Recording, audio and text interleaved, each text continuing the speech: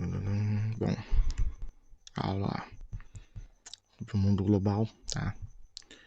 Retomando parte do conteúdo que a gente tinha que ter trabalhado e passamos rapidamente.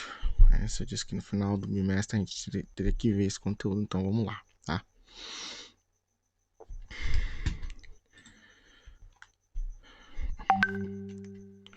Primeiro, tá? A globalização. A globalização, como a gente já sabe, é um fenômeno, né, que passa aí por alguns eventos, está ligado, associado a alguns eventos. E esses eventos são eventos que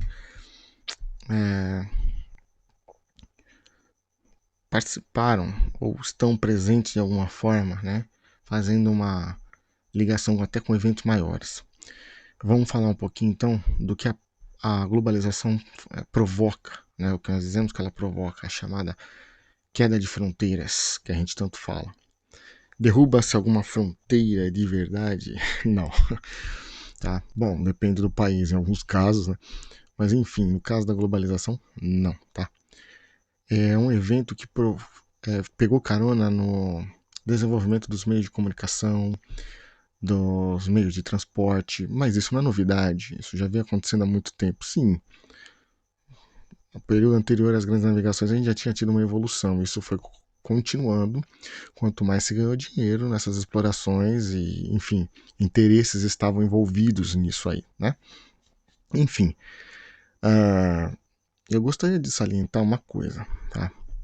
Precisa se tomar muito cuidado, porque globalização em si e grandes navegações não são a mesma coisa, são eventos diferentes, certo? Então, vamos deixar isso bem claro aí. Então, a globalização ela é mais recente. Quando a gente fala de globalização, a gente está falando ali finalzinho já de Guerra Fria. Alguns classificam até antes, mas o consenso seria a partir dali. E por que isso?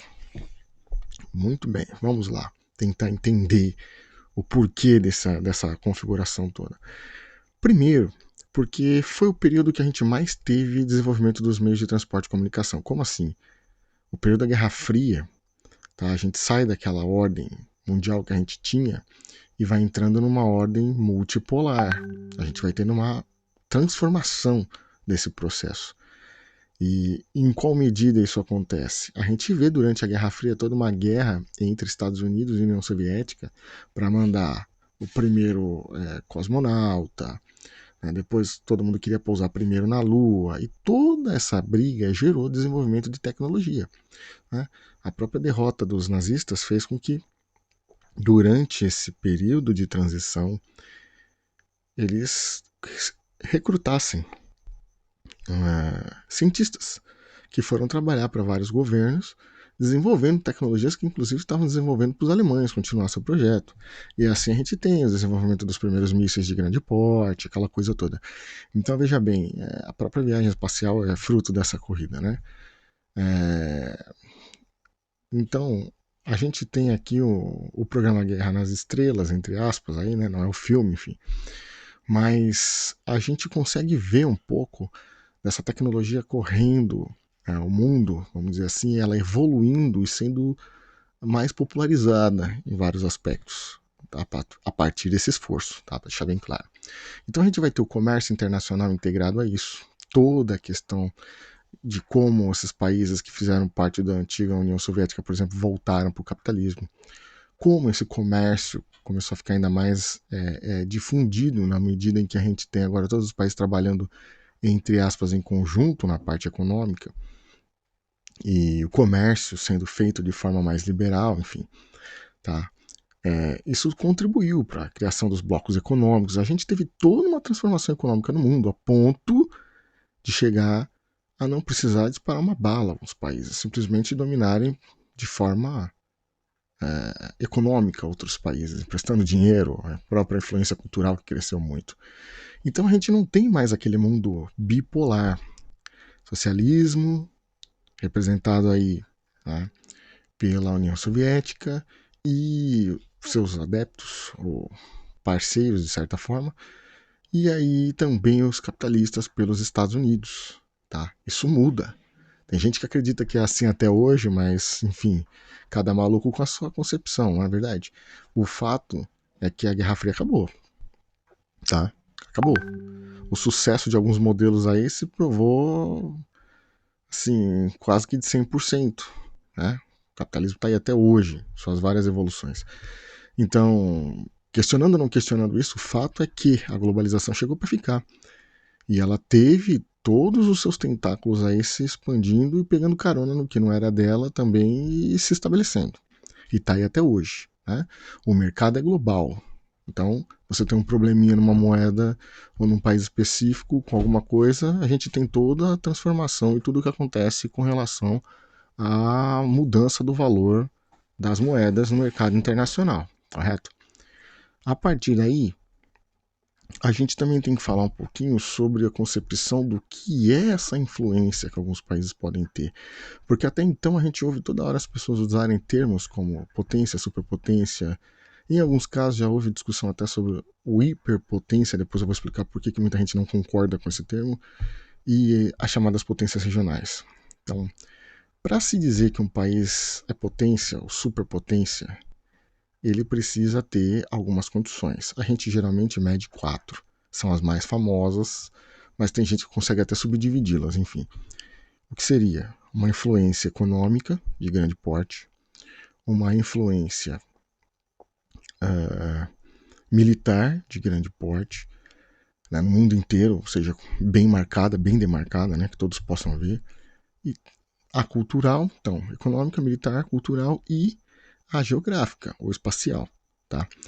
Essa aí diz mais ao potencial de terras e de recursos que o país pode ter. Mas enfim, você tem o fim do mundo bipolar, a União Soviética acaba e aí você tem toda essa integração ocorrendo no mundo inteiro e tal. É uma nova dinâmica. E agora, muita gente acredita que os Estados Unidos poderiam ser classificados como uma hiperpotência porque eles ultrapassaram o patamar de potência e superpotência nessa época. O que gera discussões, depende dos padrões utilizados, e não é consenso da maioria dos autores. A maioria dos autores nem passa perto disso. Mas enfim, o fato permanece, tá? Dito isso, vamos dizer o seguinte: essa nova ordem multipolar, ela caminhou para se tornar regional. Ela tem vários polos. O Brasil, por exemplo, é uma dessas forças. A gente não tem as quatro, então a gente não poderia ser classificado como uma potência, né? Mas como potência regional, a influência que a gente exerce, por exemplo, na nossa parte do continente, isso é bem demarcado. Né?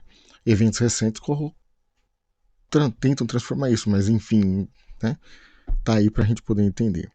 E aquele mapa da linha norte e sul, ele faz mais sentido se a gente pensar dessa forma.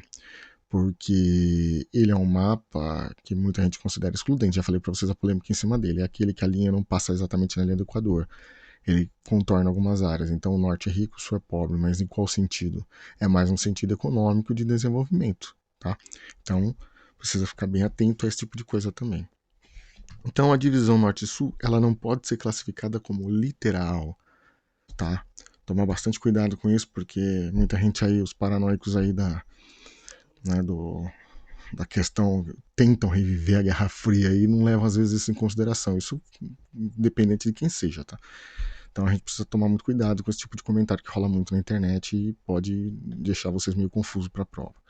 Então o surgimento da globalização, ele não é do nada, ele foi uma evolução de outros processos e que tomou uma proporção um pouco maior e aí dali ele explodiu para o mundo inteiro.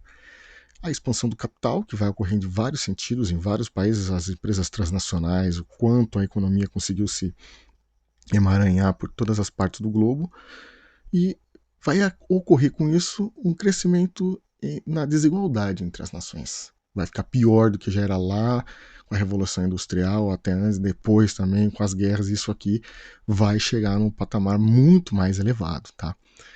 E a gente vai ver disputas por mercado, disputas por terras, como eu disse muitas vezes até econômica, não precisa nem disparar uma bala, mas aí a gente vê nessa luta as pessoas se espalhando pelo mundo, o fenômeno migratório que a gente já viu nas outras aulas, e aí a gente vai cair na questão da xenofobia, o preconceito com relação aos imigrantes. E o povo diferente, o povo que não é o seu nativo, mas que no por conta de toda uma conjuntura global, você vê pessoas migrando legalmente ou ilegalmente, e países permitindo isso, por conta até da própria questão demográfica que a gente também já viu algumas aulas atrás, e que corrobora para isso. As pessoas precisam de gente para trabalhar nas suas indústrias. Né? E o país você vai tendo só idosos, não vão poder exercer força de mão de obra, então você, para sua indústria continuar crescendo, vai ter que permitir a chegada de imigrantes. Tá? Então a gente também vai ver outros problemas. Tem o lado positivo e o lado negativo, como eu disse. Tá aí a xenofobia, um dos lados negativos, o crescimento nas desigualdades entre as nações, apesar de aparecer oportunidades de lucro para alguns também, e a exploração dos trabalhadores, que vai chegando num ponto assim que vai gerando também muitos conflitos, inclusive atuais. Tá?